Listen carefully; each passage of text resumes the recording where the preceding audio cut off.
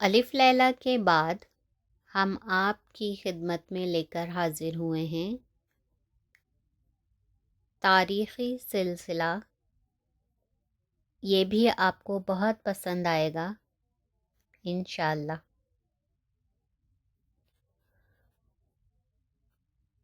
آج جو سلسلہ ہم شروع کر رہے ہیں اس کا نام ہے سائرس اعظم، جس کا تعارف کچھ اس طرح سے ہے۔ اس کا نام کرزوش تھا، باپ کا نام کمبوجیا تھا۔ یونانیوں نے اسے سائرس کہہ کر پکارا۔ کچھ لوگوں کا یہ بھی خیال ہے کہ قرآن مقدس کی سورت کہف میں ذوالقرنین نام کی جس شخصیت کا ذکر کیا ہے وہ یہی کرزوش یا سائرس تھا۔ حالانکہ قرآن مقدس کے کچھ مفسرین نے سکندر اعظم کو قرآن کا ذوالقرنین قرار دیا تھا، لیکن بعد کے محققین نے کہا کہ سکندر اعظم کو قرآن کا ذوالقرنین قرار نہیں دیا جا سکتا، اس لیے کہ نہ تو وہ خدا پرست تھا اور نہ عادل، اور نہ مفتوح قوموں کے لیے فیاض تھا، اور نہ اس نے کوئی دیوار بنائی جس کا ذکر قرآن مقدس میں آیا ہے۔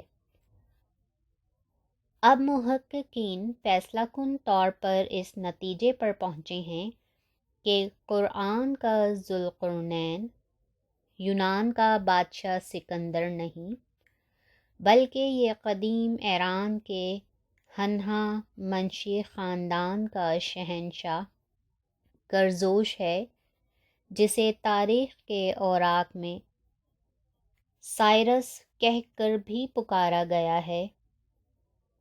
اس کا زمانہ حضرت عیسیٰ کی پیدائش سے لگ بھگ 500 برس پہلے کا ہے، اور کرزوش کے بجائے یہ سائرس کے نام سے زیادہ مشہور ہوا۔ دراصل ایران کے قدیم باشندے آریائی نسل سے تعلق رکھتے تھے۔ ان لوگوں نے تقریباً 4000 قبل مسیح میں چراگاہوں کی تلاش میں پامیر سے نکل کر ایران کا رخ کیا۔ شروع میں یہ لوگ بخارا اور سمرقند میں آ کر آباد ہوئے۔ وہاں کے حالات سازگار معلوم نہ ہوئے تو مزید جنوب کی طرف بڑھے۔ جنوب کی طرف بڑھتے ہوئے یہ آریہ 2 گروہوں میں تقسیم ہو گئے۔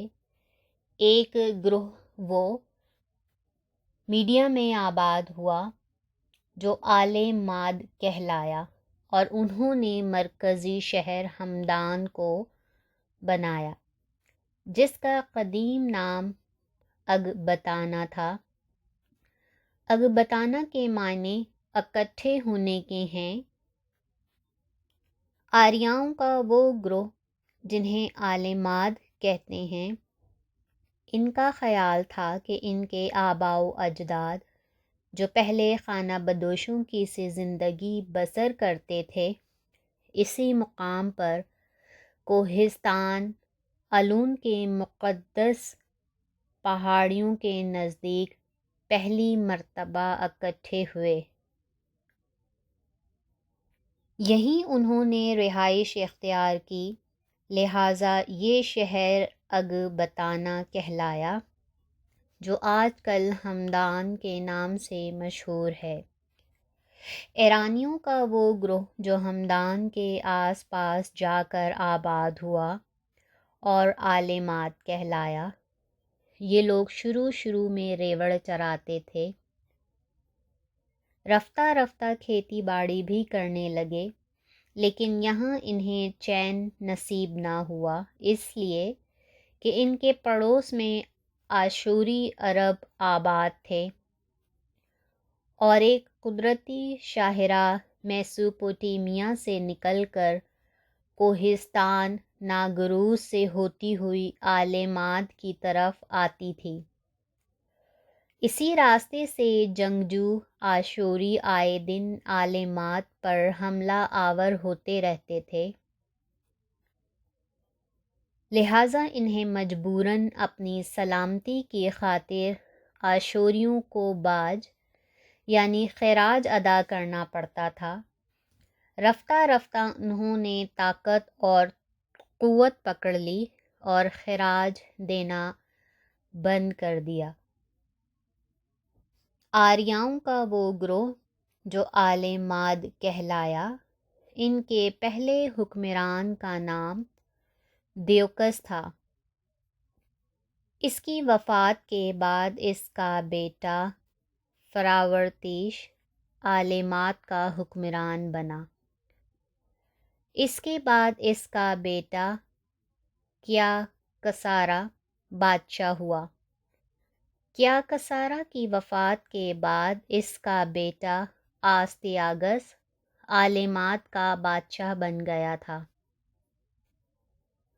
تاج و تخت کا وارث ہوا، یہ اپنے باپ کی طرح بہادر، جنگجو اور دانش مند نہ تھا، لہٰذا آریاؤں کا دوسرا گروہ جن کا بادشاہ اس وقت سائرس یعنی کرزوش تھا، ان پر حملہ آور ہوا اور ان کی حکومت کا خاتمہ کر دیا۔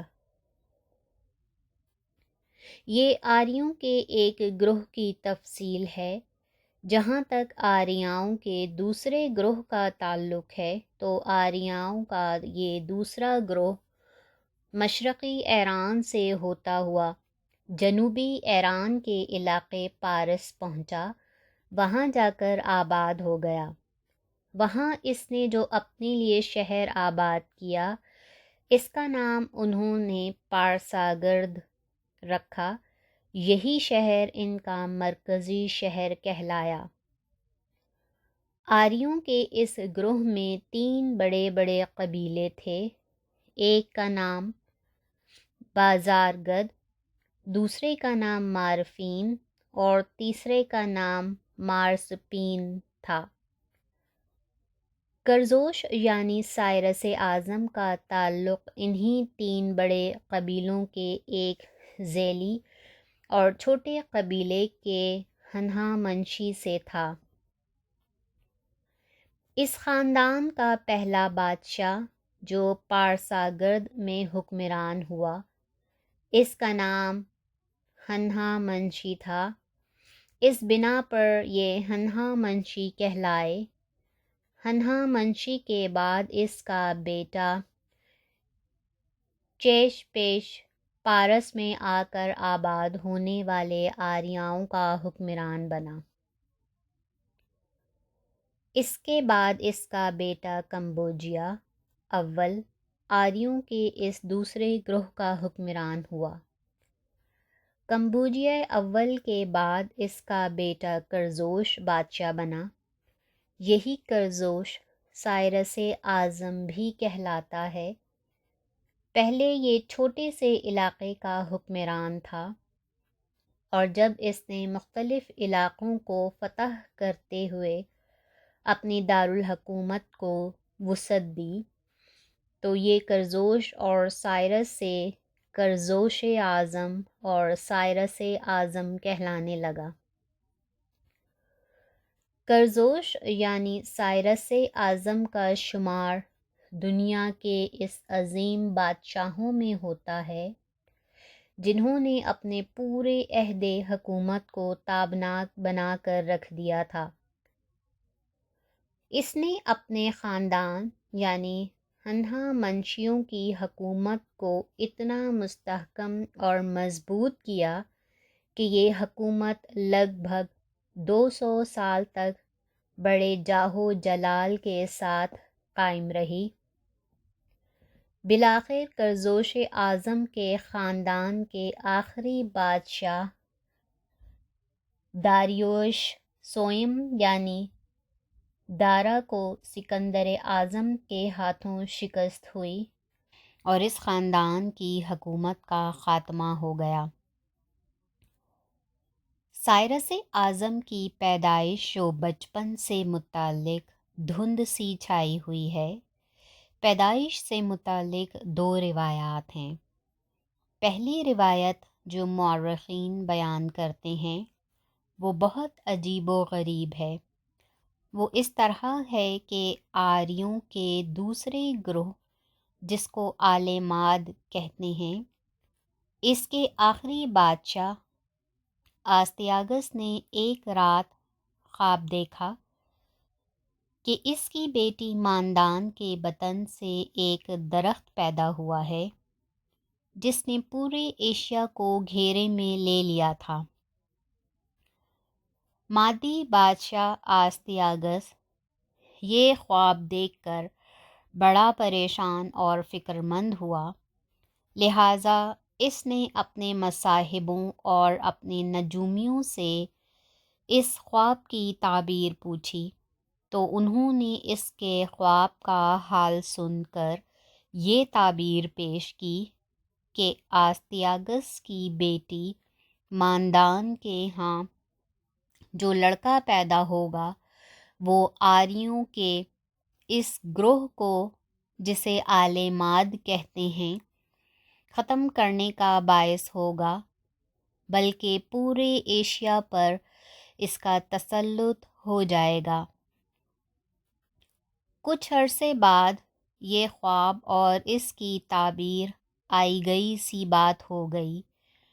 جب آستیاگس کی بیٹی ماندان کے ہاں بیٹا پیدا ہوا تو آستیاگس کو اپنا خواب اور اس کی تعبیر یاد آ گئی۔ کہنے والے کہتے ہیں کہ جب آستیاگس کی بیٹی جس کا نام ماندان تھا، وہ کرزوش کے باپ کمبوجیا کی بیوی اور کرزوش کی ماں تھی، جب آستیاگس کو بیٹے کی ولادت کا علم ہوا تو وہ سمجھ گیا کہ اسی بچے کی وجہ سے اس کی حکومت جاتی رہے گی، لہٰذا اس نے اس بچے کا خاتمہ کرنے اور اسے ٹھکانے لگانے کا فیصلہ کر لیا۔ آستیاگس نے اپنی بیٹی کے اس بچے کو ایک سالار ہارپیگ کے سپرد کر دیا اور اسے حکم دیا کہ اس بچے کو قتل کر دیا جائے تاکہ آنے والے دور میں یہ مادی سلطنت کے لیے خطرے کا باعث نہ بنے۔ ہارپیگ بنیادی طور پر ایک نرم دل انسان تھا۔ وہ اس بچے کے خون سے اپنے ہاتھ نہیں رنگنا چاہتا تھا، لہٰذا اس نے اس بچے کو ایک گڈریے کے سپرد کر دیا اور اسے حکم دیا کہ وہ اس بچے کا خاتمہ کر دے۔ اب گڈریے کی خوش قسمتی کہ اس کے ہاں پہلے کوئی اولاد نہ تھی۔ جس وقت ماندان کا وہ بچہ اس کے حوالے کیا گیا تو اس کے چند ہی دن بعد اس کی بیوی کے ہاں ایک مردہ بچہ پیدا ہوا، اس لیے کہ اس کے ہاں جو بھی بچہ پیدا ہوتا تھا وہ مردہ ہی پیدا ہوتا تھا۔ گڈریے کی بیوی نے جب اپنے مردہ بچے کو دیکھا تو اپنے شوہر سے کہا کہ وہ ماندان کے اس بچے کو ہلاک نہ کرے، اسے وہ اپنا بچہ سمجھ کر پرورش کرے گی، ممکن ہے یہ بچہ زندہ رہ جائے اور ہماری زندگی کا سہارا بنے۔ گڈریا اپنی بیوی کی اس تجویز سے متفق ہو گیا۔ اب اس نے یہ تدبیر کی کہ زندہ بچے کو تو چھپا دیا اور مردہ بچہ مادیوں کے بادشاہ آستیاگس کے سالار ہارپیگ کو دکھا کر کہہ دیا کہ بچے کو اس نے مار دیا ہے، لہٰذا اسے دفن کر دیا۔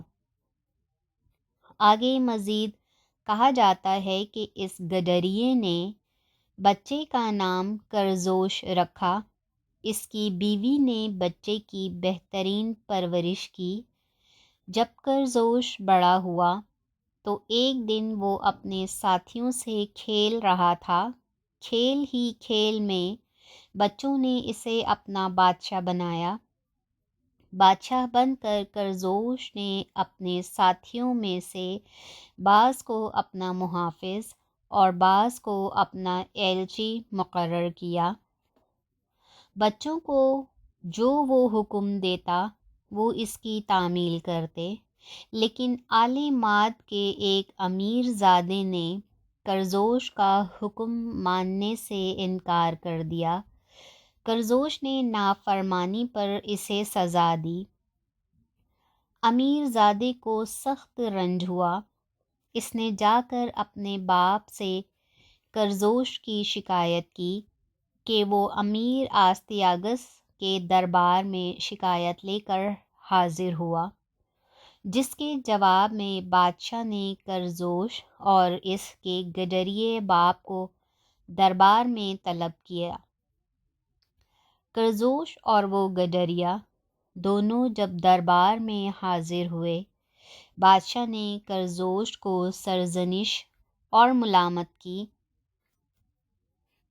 اور کہا، تو نے ایک چرواہے کا بیٹا ہو کر اتنی جرأت کی کہ تجھے یہ جسارت کیوں کر ہوئی کہ ایک امیر زادے کو تو نے سزا دی؟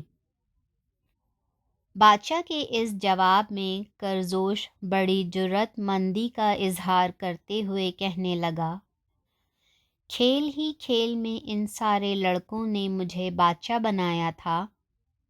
میں نے جس کو حکم دیا اس نے تعمیل کی، لیکن اس نے میرا حکم ماننے سے انکار کیا۔ میں اس وقت چونکہ بادشاہ تھا، مجھے اس کو نافرمانی کی سزا دینے کا حق تھا، اس لیے میں نے اسے سزا دی۔ سائرس یعنی کرزوش جس وقت آل ماد کے بادشاہ آستیاگس کی اجازت سے گفتگو کر رہا تھا، آستیاگس کی نظر اس کے چہرے پر پڑی۔ اس میں اسے اپنی شباہت نظر آئی۔ بادشاہ نے امیر کی دلجوئی کر کے اسے تو رخصت کر دیا، لیکن ان دونوں یعنی سائرس اور گڈریے دونوں کو روک لیا۔ بادشاہ نے چرواہے سے سوال کیا، کیا یہ تمہارا بیٹا ہے؟ ساتھ ہی بادشاہ نے اسے دھمکی دی کہ سچ سچ بتانا، جھوٹ بولو گے تو کڑی سزا ملے گی۔ چرواہے کے جی میں پہلے تو آیا کہ حقیقت چھپا لے اور کہہ دے کہ سائرس میرا ہی بیٹا ہے، لیکن بادشاہ کی طرف سے سزا ملنے کے خوف کے تحت آخر اس نے حقیقت بتا دی کہ یہ بچہ میرے حوالے کیا گیا تھا، یہ میرا بیٹا نہیں، میرا بیٹا مردہ پیدا ہوا تھا جسے میں نے دفن کر دیا، اور اس بچے کو اپنا بیٹا جان کر اس کی پرورش شروع کر دی۔ اس طرح آستیاگس کو معلوم ہو گیا کہ یہ بچہ وہی ہے جسے ماندان نے جنم دیا تھا۔ اس پر اس بات کا بھی انکشاف ہو گیا کہ اس کے سپہ سالار ہارپیگ نے اس بچے کو قتل نہیں کیا تھا، بلکہ بچے کو اس نے چرواہے کے حوالے کر دیا تھا کہ اس کا خاتمہ کر دے، لیکن چرواہے نے اس بچے کا خاتمہ کرنے کے بجائے اپنا بیٹا بنا کر اس کی پرورش کی۔